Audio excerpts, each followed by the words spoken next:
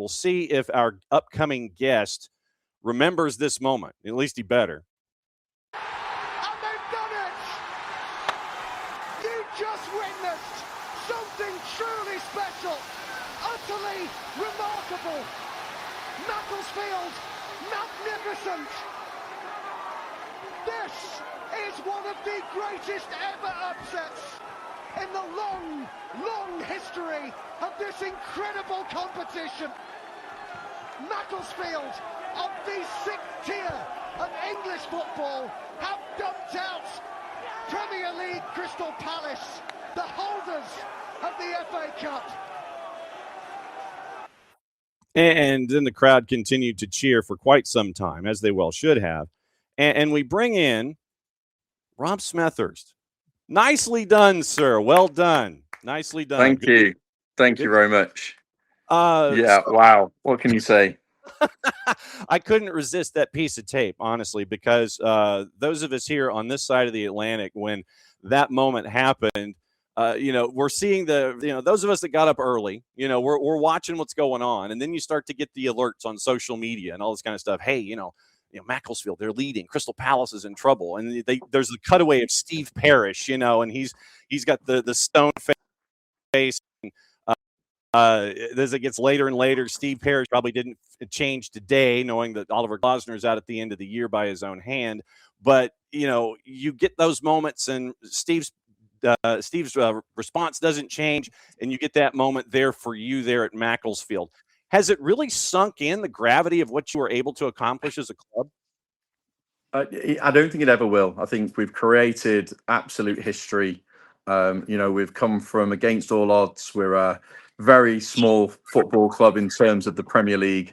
We've got players here that, still have jobs. They're plumbers, they're bricklayers, and suddenly, they have gone out there against Premier League giants, with Crystal Palace, in the Premier League with nearly 500 million pound budgets, players on the pitch at, huge amounts of value. And us as a little underdog story have gone out there and made football history by, beating them in, if not one of the biggest upsets in FA Cup football history. And, to be a part of that, and, for the community and the fans and, all the people that have supported this football club, through thick and thin, really, have had one of the biggest moments in upsets in history. So, yeah, it's just been, we're all still absolutely buzzing with the team and the staff. We're all so excited. For those that may not know the backstory, and I am away from my studio space. I'm away from my office. You get to see what it's like when I take that week of vacation a year. I have a Macclesfield Town scarf in my office from the time when it was troubled and they were trying to raise funds and that kind of a thing. And so I dove in and tried to help out in a small way. I've got a Macclesfield Town scarf in the office. The club went away. This, what you refer to with Macclesfield FC, is as a Phoenix club, and this is something that you've taken over. And for those that may not know the story, it's had a bit of an interesting twist to it. We can get into that if you want, just briefly. But what's it been like for you to take over and understand what it means to the community there, to this club, and get it to this point to where you're in the 6th tier and you get to have this kind of a thing that you can hang on?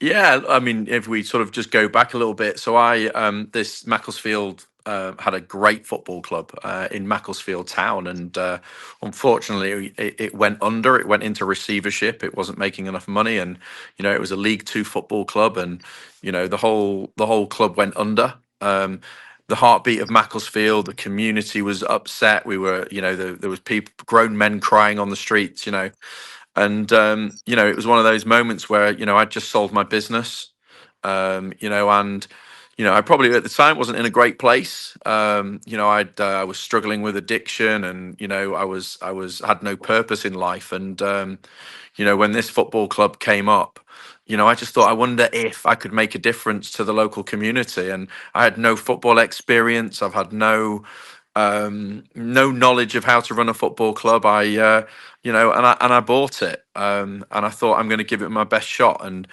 we all got together. We created Macclesfield FC. And we started on this journey. And the first year, we were trying to find players. It was a pay as you play model. We're in the lowest level of football in as far as the pyramid system. And we won that league, which was incredible. We then start the new season on a high, and guess what? We won that one too, which was incredible. And that was the moment when we thought, wow, we were getting nearly 3,000 to 4,000 people coming through the gates, on a cold, wet Tuesday night here in England. And then, believe it or not, we went again and we did it. We won it the third time. So, we've moved up the pyramid system like a dream. It's been unbelievable. We've got a massive academy here with 600 kids that play every day. I've got a big foundation where I pay for kids that can't afford to play football. There's about 400 kids there that we buy boots for, and I support and try and help to obviously play the game. And then we also got a school here in the day as well, which we open the doors, and we've got teachers here that can teach. So we've got kids on that as well. And then the most exciting thing is we got our next promotion. So now we are in what's called the Conference League, the North Conference League, and we are it's absolutely unbelievable. And then the story even gets better. We start on the FA Cup run, and we get through rounds, and and then suddenly we pull the Crystal Palace, the huge Premier League football club that arrives here at Macclesfield.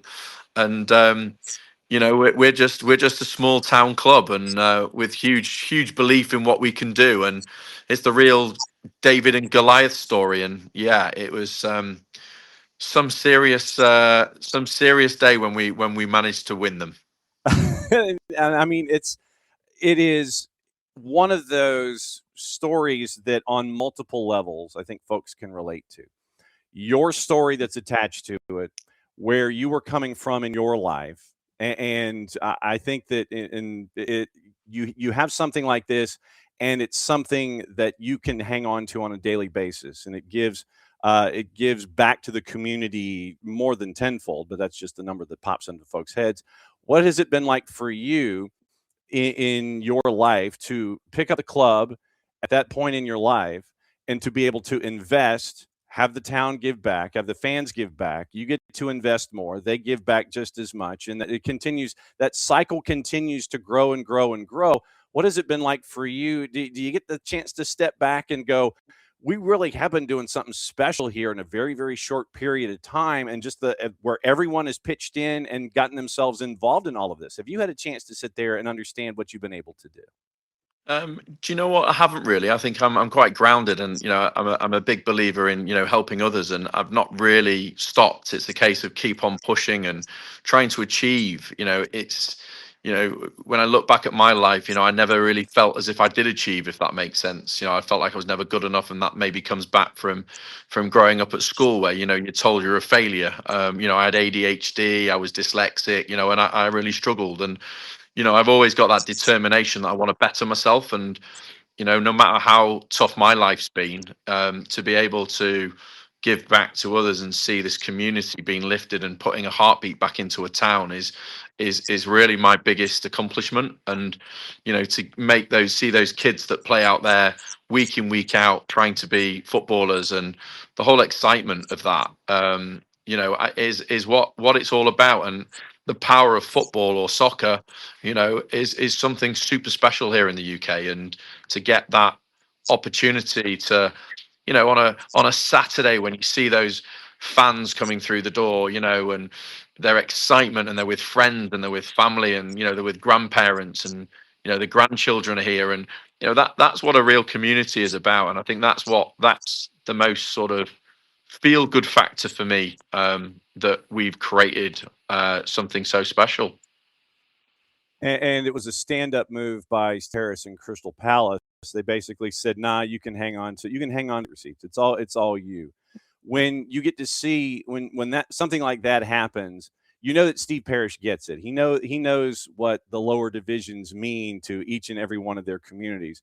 When he told you that, when Crystal Palace said, "Nah, hang on to it, we're cool," what did that mean to you and to the club? Yeah, it's huge. I mean, these clubs cost an awful lot of money to run.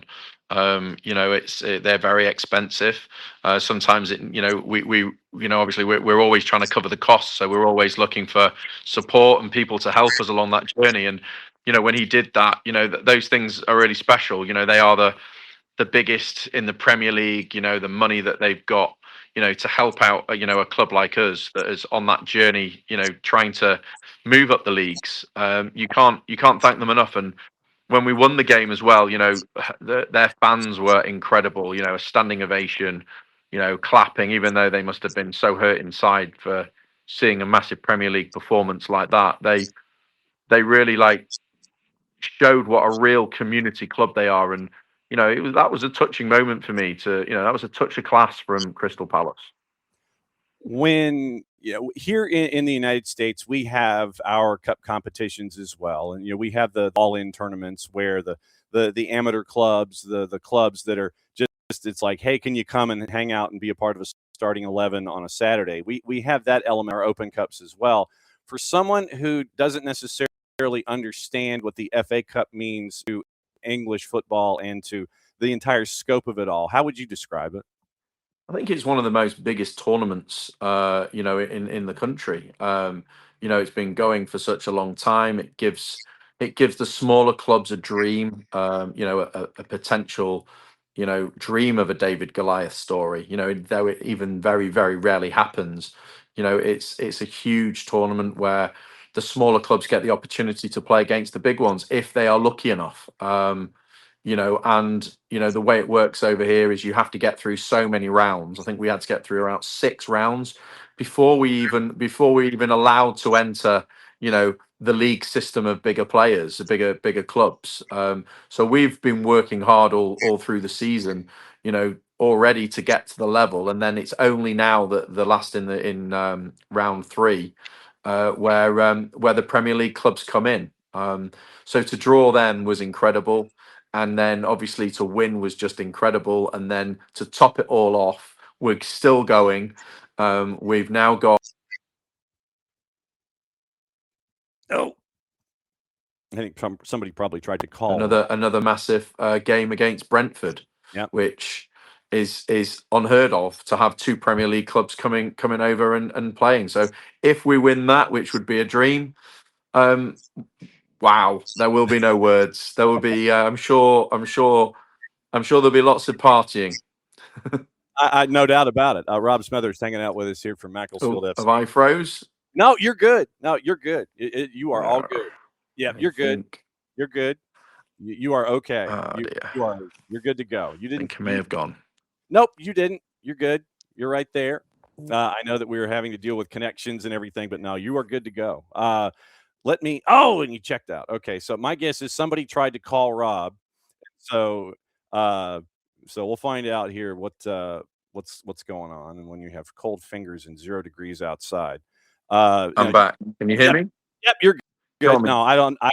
You're good. You're good to I go. apologize. Yeah, I think someone rang me as I'm on the phone, and it's just literally kicks us off. So yes, yeah, that happens every once in a while. No worries on our end. Have you had conversations after the win over Crystal Palace, and then you get the draw, and then you're ready for Brentford? Have other owners in the National League, have they rung you up? Have they asked for feedback? Do you guys have regular conversations about day-to-day operations? What the conversations been like with you and the other owners there in the league after the win? I think it's a huge advocate for our level. We don't really don't really have those relationships. We're all in competition, so we kind of, I'm not saying it's a love-hate relationship, but we all get on behind the scenes and we're all one. But it is a very competitive pyramid system, and if we can have advantages over other clubs and vice versa, we're all trying to recruit the best players we possibly can.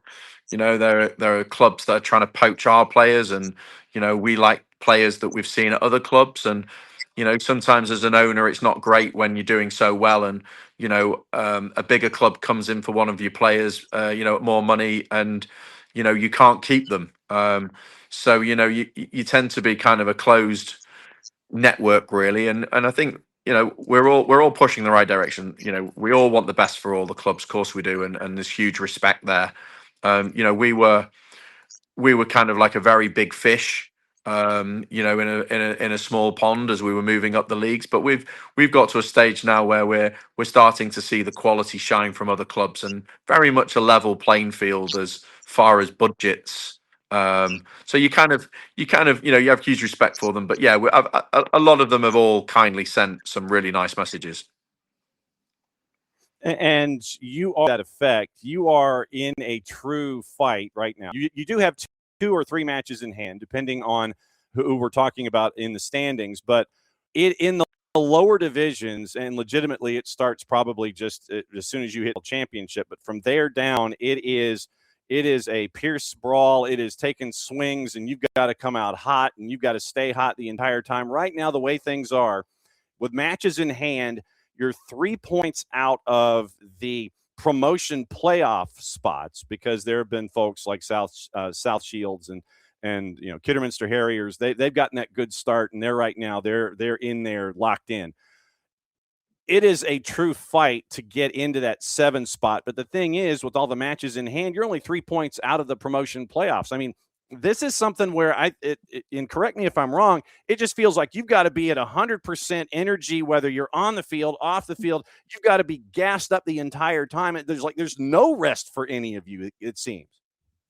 That you're absolutely spot on. There isn't. You know, we're driving, we're pushing.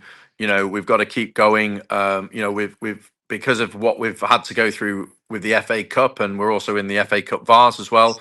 You know, we're well behind the other clubs as far as the amount of games that we've played. So, you know, we've got a massive backlog here of games now. So it'll be Tuesday, Saturday, Tuesday, Saturday, Tuesday, Saturday games now.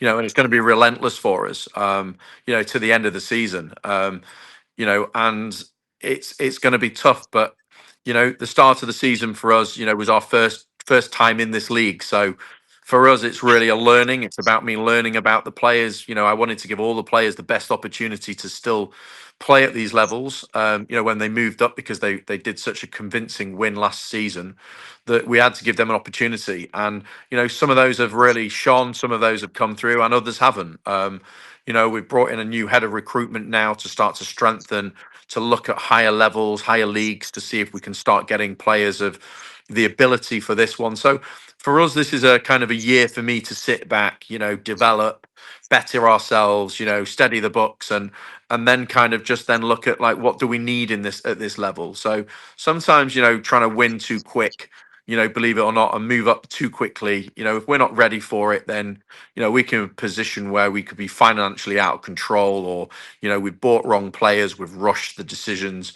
So this is kind of a free hit for us this year. It's kind of, let's learn, let's sit back, let's experience what we've got to go through, and then you know, we can recruit well in the summer. You know, it's a much more physical league that we're in this season.